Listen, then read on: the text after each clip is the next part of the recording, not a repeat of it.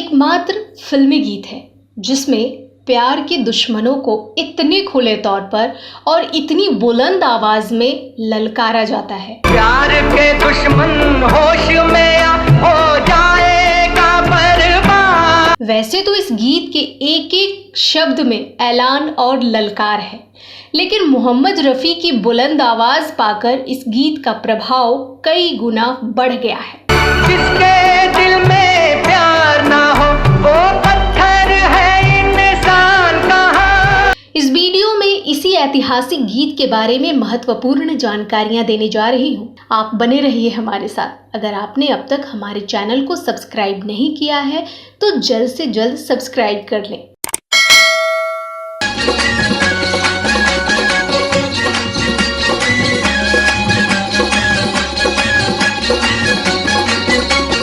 नमस्कार दोस्तों, मैं आपकी दोस्त शशि प्रिया। गोल्डन युग की फिल्मों, फिल्म संगीत और फिल्मी हस्तियों पर आधारित हमारे चैनल ग्रेट लीजेंड्स में आप सबका बहुत बहुत स्वागत है। दोस्तों, हमारे भारतीय समाज में हमेशा से ही प्यार करने वालों के रास्ते में तरह तरह के जोखिम, चुनौतियां और बाधा पैदा की जाती रही हैं। हमारे समाज में हमेशा से ही प्यार को जुर्म माना जाता रहा है और इसकी सजा मौत भी हो सकती है। ऐसा केवल फिल्मों में ही नहीं बल्कि वास्तविक जीवन में भी है। लेकिन ढेर सारी बंदिशों और जोखिमों के बावजूद प्रेमी प्यार करने के खतरे को उठाते रहते हैं और संभवतः ऐसे ही गीत प्रेमियों को प्यार के खतरे को उठाने की हिम्मत भी दे देते हैं। ताने मौत से खेले, कुछ न करे फरियाद। ऐसे ही गीत ने प्यार करने वालों के दिलों में वो जज्बा पैदा किया है जिसके कारण वे परिवार, समाज, मजहब और सत्ता से टकराते हैं। ऐसे गीतों में यह गीत सबसे अधिक प्रभावशाली है। इस गीत के जरिए सत्ता के खिलाफ खुले तौर पर बगावत की आवाज बुलंद की जाती है और संभवतः फिल्मी पर्दे पर ऐसा पहली बार हुआ जब न केवल प्यार के महत्व को बताया गया बल्कि प्यार के दुश्मनों को आगाह किया गया है। प्यार के दुश्मन होश में हो जाएगा बर्बाद। ये दिलचस्प संयोग है कि उसी साल रिलीज हुई फिल्म बरसात की रात की मशहूर कव्वाली इश्क इश्क में भी प्यार या इश्क की विस्तार से व्याख्या की गई थी।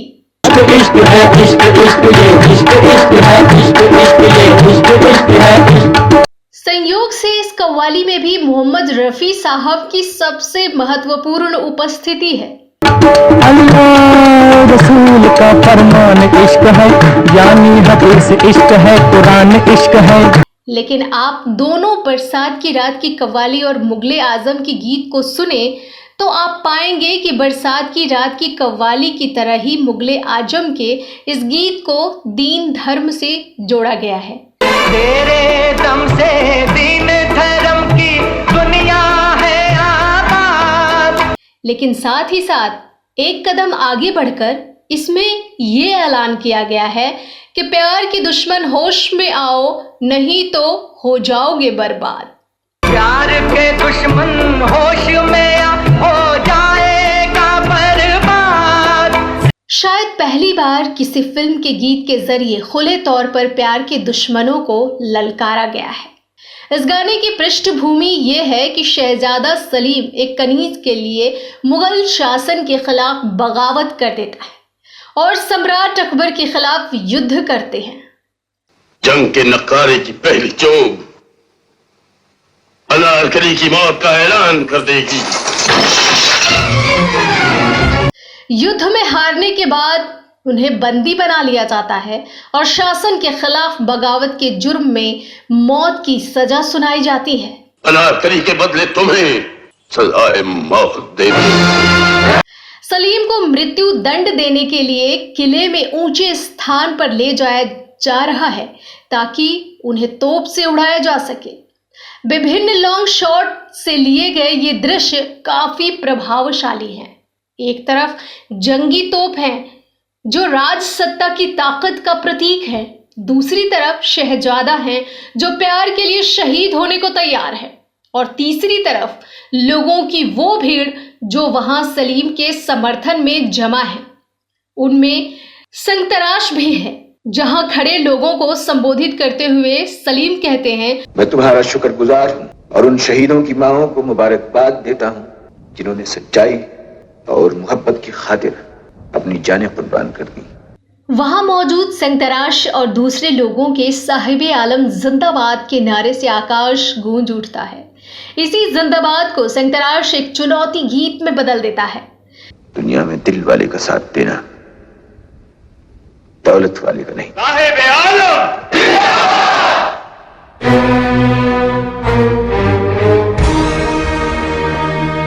गीतकार शकील बदायूनी ने इस गीत के बोल बहुत सीधा और सपाट रखा है, तभी तो ये हर किसी को समझ में आता है और आम आदमी पर तत्काल असर करने वाला है। इसके गीत और संगीत में उस तरह की जटिलता और शास्त्रीयता नहीं है जो अकबर के दरबारी तानसेन के लिए गाने वाले बड़े गुलाम अली खान की गायकी में सुनाई देती है। मोहम्मद रफ़ी साहब ने इस गाने की अलग अलग पंक्तियों में अलग अलग प्रभाव पैदा किया है। गीत के शुरू और गीत के अंत के बीच बहुत बड़ा कंट्रास्ट देखने को मिलता है। गाने की शुरुआत एक कसक, एक दर्द से होती है। वफा की राह में आशिक की ईद होती है, खुशी मनाओ कि मोहम्मद शहीद होती है। वफा की राह में। लेकिन अगले ही लाइन में गीत का प्रभाव बदल जाता है और ऐलान होता है, जिंदाबाद जिंदाबाद ए मोहब्बत जिंदाबाद। जिंदाबाद जिंदाबाद।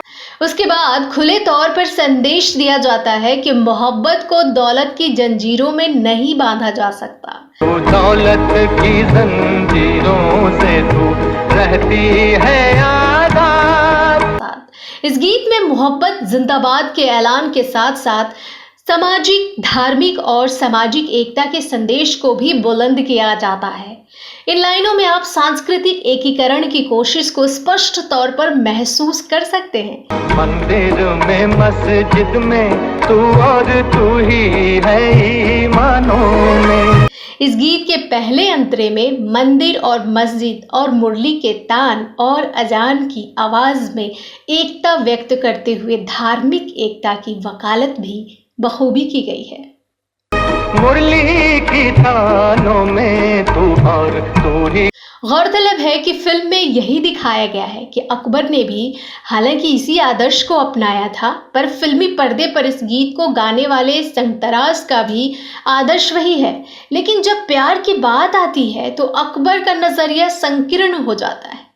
गीत के शेष अंतरों के जरिए राज सत्ता की ताकत और प्रेम की ताकत के बीच के अंतर को दिखाया जाता है।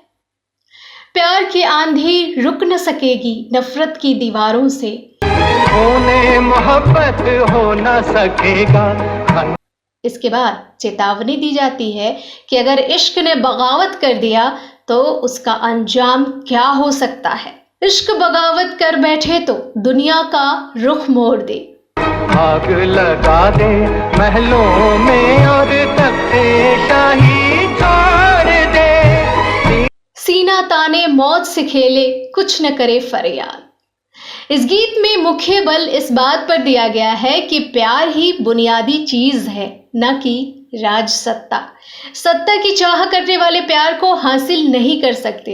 इस प्रकार गीत में अकबर के संदेश को स्वीकार करते हुए भी उससे आगे एक व्यापक मानवतावादी संदेश देने का प्रयास है। इस गीत के संदेश निश्चित ही बहुत सीधे और स्पष्ट हैं। ताज हुकूमत जिसका मजहब, फिर उसका ईमान कहाँ, जिसके दिल में प्यार न हो वो पत्थर है इंसान कहाँ। जिसके दिल में प्यार ना हो वो पत्थर है इंसान। इस गीत में व्यापक प्रभाव पैदा करने के लिए नौशाद साहब ने रफ़ी साहब की आवाज के अलावा 100 गायकों की आवाज को बतौर कोरस इस्तेमाल किया था। फिल्म का ये एकमात्र गीत है जो गायक की आवाज में है, बाकी सारे गीतों को गायिकाओं ने गाया है। इस गीत को पर्दे पर गाते हुए दिखाया गया है मिल्जन कुमार को।